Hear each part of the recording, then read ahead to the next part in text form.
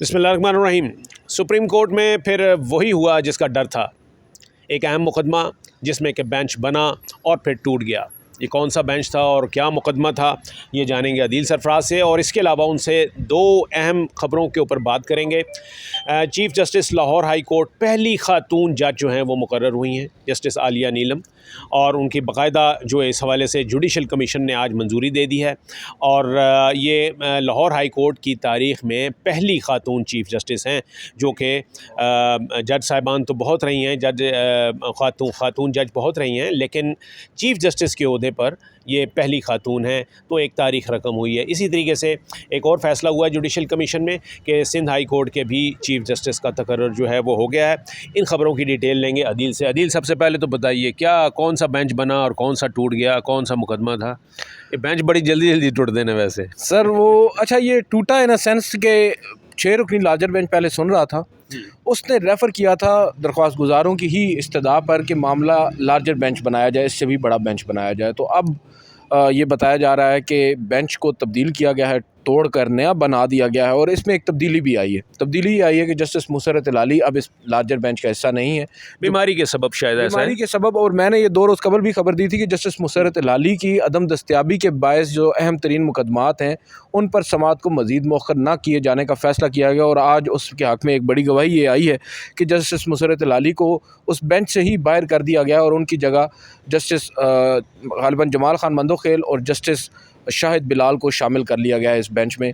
अब ये 7 रुकनी larger bench, एक तो जो दरख्वास्त गुजारान थे उनकी ख्वाहिश पूरी हो गई कि 7 रुकनी बेंच बन गया, और दूसरा ये कि बेंच तब्दील भी हो गया है। और अहम चीज़ ये है कि ये मुकदमा, इसके ऊपर तमाम तर लोगों की नज़रें टिकी हुई थी, मगर हर बार इसको मौखर कर दिया जाता था। तो अब ऐन मुमकिन है कि ये हीला बहाना ख़त्म हो गया होगा कि बेंच बड़ा होना चाहिए, वो भी मसला हल हो गया है, और अब जजेस भी तमाम दस्तियाब हैं। तो 8 जुलाई को इसकी समाअत मुकर्रर की गई है।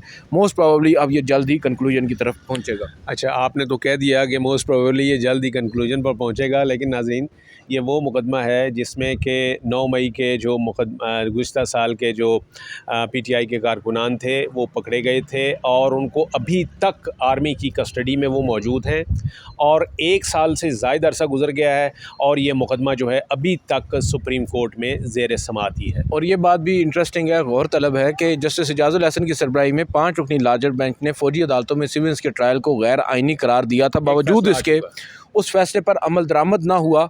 1 माह के अंदर जो इंट्रा कोर्ट अपीलें आई हैं उनको समाअत के लिए मुकर्रर करके उसी फैसले को इब्तिदाई समाअत पर जस्टिस सरदार तारिक मसूद साहब की सरबराही में 6 रुकनी लार्जर बेंच ने मुअत्तल कर दिया था। और यूँ आप कह सकते हैं कि जस्टिस इजाज़ुल हसन का जो फ़ैसला था उसके ऊपर रत्ती बराबर भी अमल दरामद नहीं हो सका। दूसरी जो बड़ी डेवलपमेंट हुई है वो एक और लार्जर बेंच बना है, वो है इलेक्शन ट्रिब्यूनल्स की तश्कील। आपको मालूम ही है जस्टिस शहजाद मलिक ने सुप्रीम कोर्ट आने से पहले 8 नए ट्रिब्यूनल्स तश्कील दिए थे, जिनको चैलेंज किया था इलेक्शन कमीशन ने, और सुप्रीम कोर्ट ने अगले ही रोज़ उसको समाअत के लिए मुकर्रर कर दिया था। अपना माइंड भी डिस्क्लोज़ किया था, आपको याद होगा, जस्टिस काजी फ़ायज़ ईसा, जस्टिस नईम अख्तर अफ़गान के तमाम तर इख्तियारात तो इलेक्शन कमीशन के हैं। बावजूद इसके जब ये कहा गया कि ये मामला लार्जर बेंच की जानिब जाना चाहिए क्योंकि आइन की तशरीह का मामला है, तो रेफ़र किया गया कमेटी को। और अब लार्जर बेंच जो बना है चीफ़ जस्टिस काजी फ़ायज़ ईसा की सरबराही में, उसमें justice Aminuddin Khan, justice Jamal Khan Mandokhel, justice Naeem Akhtar Afghan और जस्टिस अकील अब्बासी को शामिल किया गया है। और ये जो बेंच है ये 4 जुलाई को अब समाअत करेगा, यानी परसों।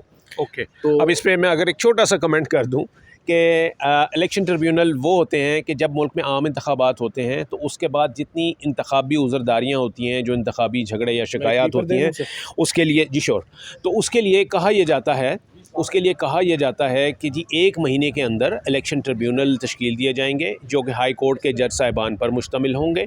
और फिर ये भी होता है कि ये 1 महीने का टाइम होता है कि 1 महीने के अंदर अंदर इन इलेक्शन ट्रिब्यूनल्स की तश्कील जो है वो मुकम्मल हो जाती है। 8 फरवरी को इलेक्शन हुआ है, अब ये जुलाई की 8 जो है वो आने वाली है, 5 महीने हो गए हैं, और अभी इलेक्शन ट्रिब्यूनल का जो क़याम है वो एक मसला बना हुआ है। यानी जो इंतखाबी उज़रदारियाँ, इंतखाबी झगड़े, जितनी शिकायत थी 8 फरवरी के इलेक्शन से मुतालिक, वो तमाम की तमाम जो हैं, यानी कि वो इस वक्त पेंडिंग है, इसलिए कि इलेक्शन ट्रिब्यूनल ही नहीं बने हुए। आइन और कानून क्या कहता है कि 1 महीने के अंदर इलेक्शन ट्रिब्यूनल जो है वो बन जाएँ और वो फैसले सादिर करें, या 5 महीने गुजरने के बाद भी इलेक्शन ट्रिब्यूनल जो है वो यानी कि तश्कील नहीं पा सके। तो आप इससे अंदाज़ा लगा सकते हैं कि ये पाकिस्तान का ये जुडिशल सिस्टम है।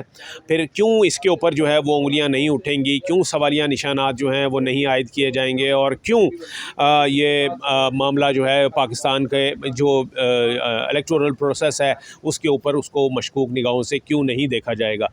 तो ये एक चीज़ है। अदील, मैं ये बता रहा था कि इलेक्शन ट्रिब्यूनल जो हैं वो हर आम इंतखाबात के बाद 1 महीने के अंदर बनते हैं, और आज ये तकरीबन 5 माह गुजर गए हैं और हम अभी यही डिसाइड नहीं कर पा रहे कि जी इलेक्शन ट्रिब्यूनल जो है वो किन के ऊपर मुश्तमिल होगा। सर देखें, ये एक तो हमारी बदकिस्मती है कि आइनी इदारे जो हैं वो ही गाफिल हैं अपनी ज़िम्मेदारियों से। मैं इलेक्शन कमीशन की बात कर रहा हूँ। लाहौर हाई कोर्ट ने अगर एक स्टांस लिया है उसके ऊपर भी उसको काउंटर किया जा रहा है, ना कि उसके ऊपर अमल दरामद किया जाए। और हम देख रहे हैं कि बदकिस्मती के साथ जो सुप्रीम कोर्ट ऑफ पाकिस्तान है वो भी अपनी हाई कोर्ट को एक साइड पर कर इलेक्शन कमीशन की जो राय है उसको ज़्यादा मुकदम जान रही है। तो इस पर बहुत से सवालात भी उठ रहे हैं। जुडिशल साइड पर जो जजेस साहिबान हैं उनमें एक डिस्कम्फर्ट का लेवल भी हम देख रहे हैं कि अदलिया खुद ही अदलिया को प्रोटेक्ट करने से कासिर है। तो ये बहुत सारी ऐसी चीज़ें हैं। दूसरी जो आज की बड़ी खबर है वो तो आपको मालूम ही है। पहली खातून chief justice Lahore high court की खबर ये नहीं है नाजरीन कि पहली खातून chief justice Lahore high court की आज नामजद हो गई हैं। खबर ये है कि चीफ जस्टिस काजी फ़ायज़ ईसा जो माजी में सीनियरिटी के असूल के राग अलापा करते थे, अब नज़र ये आ रहा है कि उन्होंने सीनियरिटी में आज तीसरे नंबर पर मौजूद एक जज साहिबा को चीफ जस्टिस नामजद कर दिया है। गो कि इसके हक़ में बड़ी वजाहतें भी दी जा रही हैं। मैं भी उनमें शामिल हूँ जिन्होंने ये कहा था कि ये टू सम एक्सटेंट जस्टिफाइबल है। वो इस तरह के जब 9 के 9 मेंबरान ही 2 फाजिल मेंबरान पर जजेस साहिबान पर अदम एतमाद का इजहार कर दें और कह दें कि ये इनके नाम मुस्तरद किए जाते हैं और वो सीनियरिटी में पहले और दूसरे नंबर पर हूँ। मैं जस्टिस शुजात अली खान और जस्टिस अली बाकर नकवी की बात कर रहा हूँ। तो फिर ऑब्वियसली ऑप्शन बचता है जस्टिस आलिया नीलम का, तो फिर सीनियरिटी का असूल नज़रअंदाज ना हुआ। मेरी अभी हाल ही में जस्टिस मंसूर अली शाह से भी एक मुलाकात हुई है, गैर रस्मी गुफ्तगू थी, तो मैंने अपनी अंडरस्टैंडिंग के लिए उनसे जानने की कोशिश की। उन्होंने ये बताया कि सीनियरिटी के असूल को नज़रअंदाज करने का ये मकसद नहीं है कि आप किसी जूनियर जज को उठाकर सीनियर पोस्ट पर लगा दें। बेसिकली सीनियर तरीन जजेस में से और किया जाता है उनकी अंडरस्टैंडिंग के मुताबिक, और मुझे लगता है तो उनकी अपनी इंटरप्रिटेशन, बट नहीं, it does make sense. But chief justice Qazi Faez Isa माजी में इससे मुतज़ाद राय रखते थे, इससे बरक्स राय रखते थे। जस्टिस आयशा मलिक को जब एलिवेट किया जाना था तो चीफ जस्टिस साहब ने उनकी मुखालफत की थी जुडिशल कमीशन में, शायद आपको याद। बिल्कुल सर, की थी, मुखालफत की थी, और मुझे याद है वीडियो लिंक के ज़रिए वो शरीक हुए थे। उन दिनों स्पेन में थे, और आपको याद होगा if I am not wrong ये वही जुडिशल कमीशन की मीटिंग है जिसके बाद अज़ां जो चीफ जस्टिस उमर अता बंदयाल थे उन्होंने मिनट्स ऑफ द मीटिंग और फिर ऑडियो रिकॉर्डिंग भी जारी की थी। जी, थैंक यू दिल, थैंक यू। तो सिलसिला ये है जी कि यहाँ पर जब अपना मामला हो तो फिर हम कहते हैं कि जी सीनियरिटी होनी चाहिए, और जब अपनी नापसंदीदगी का इजहार करना हो तो ऐसी सूरत में आप उसको बलाए ताक भी रख देते हैं। तो ये कोई ऐसा उसूल पसंदी नहीं है जी, यहाँ पर ये मामलात ऐसे ही चल रहे हैं। तो ख़बरें यही हैं। अब इन ख़बरों से मुताल्लिक आगे क्या होगा वो हम आपको आइंदा व्लॉग्स में बताते रहेंगे। Thank you.